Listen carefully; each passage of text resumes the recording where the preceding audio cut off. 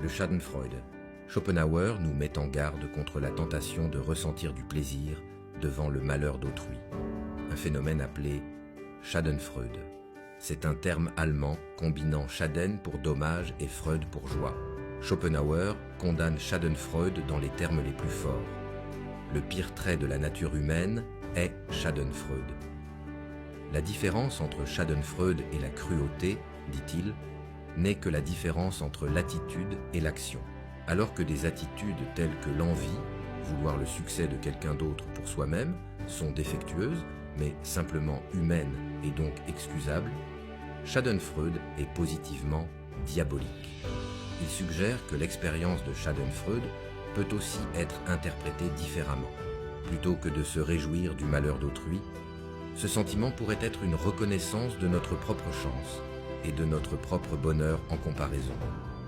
Ainsi, il pourrait nous permettre de savourer davantage notre propre bien-être. Le stoïcisme. Schopenhauer éprouve une forte affinité avec le stoïcisme et affirme que nous pouvons tirer des leçons précieuses de leur approche si nous cherchons à comprendre comment atteindre le bonheur. Pour les stoïciens, une vie heureuse est synonyme d'absence de douleur, une idée qui trouve écho chez Schopenhauer. Ils estiment que la raison est essentielle pour déterminer le mode de vie optimal conduisant au bonheur. Il identifie deux fonctions de la raison pratique utilisées par les stoïciens dans leur quête d'une vie exempte de souffrance. Premièrement, il y a la fonction indirecte, où une planification minutieuse et la prévoyance permettent aux stoïciens de choisir et de suivre le chemin de vie présentant le moins de douleur possible. Deuxièmement, il y a la fonction directe, où le stoïcien ne cherche pas à retirer ou à éviter les obstacles sur son chemin, mais à reconsidérer ces obstacles de manière à changer ses sentiments à leur égard.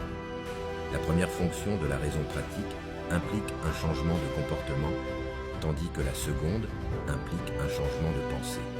Schopenhauer insiste sur la singularité du stoïcisme dans sa capacité à changer notre perspective sur les défis de la vie. Le stoïcisme nous apprend que la douleur de ne pas avoir quelque chose vient du désir de l'avoir, pas de son absence. Schopenhauer explique que pour éviter cette douleur, il faut réduire notre désir intense de possession. De plus, il souligne que plus nos aspirations sont élevées, plus grande est la douleur de l'échec. Ainsi, il est avisé de garder nos désirs réalistes pour éviter la souffrance. Alors, selon Schopenhauer, placer trop d'espoir dans le futur et attendre un bonheur abondant sont des attentes irréalistes.